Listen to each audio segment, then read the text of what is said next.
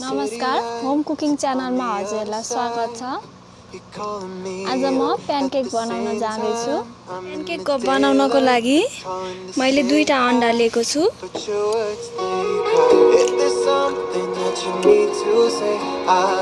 अब यसलाई अलि मजाले घोल्ने, बिस्तारै घोल्दै गर्ने। म चिनी हाल्दैछु यसमा।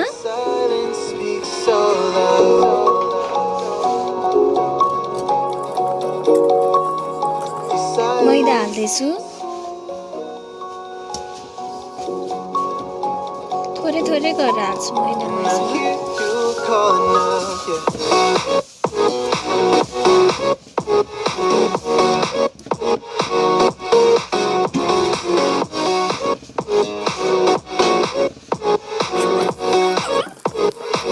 Baking soda हाल्दैछु।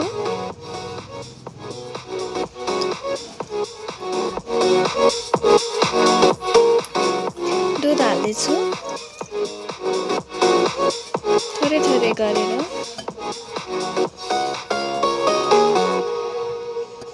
थोरै तेल हाल्दैछु यसमा। तपाईहरुले घिउ पनि प्रयोग गर्न सक्नुहुन्छ। मैले चाहिँ तेल हाले। ब्याटर रेडी भइसक्यो। अब यसमा थोरै नुन हाल्दैछु म।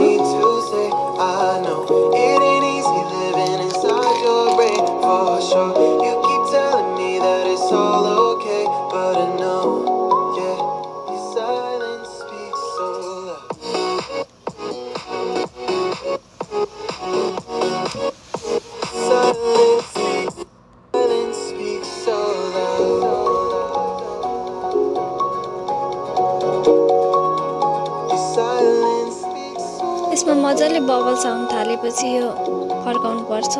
अलिअलि त बबल्स आउन थालिसक्यो।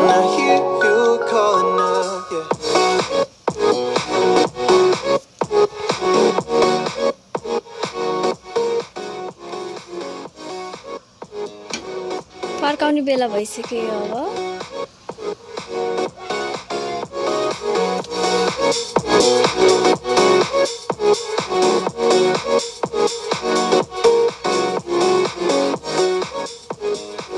अब यसलाई 4 मिनेट जति पकाउनु पर्छ सानो ग्यासमा।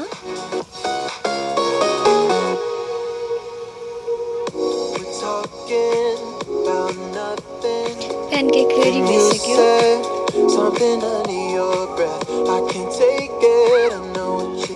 प्यानकेक रेडी भइसक्यो। सक्नुहुन्छ।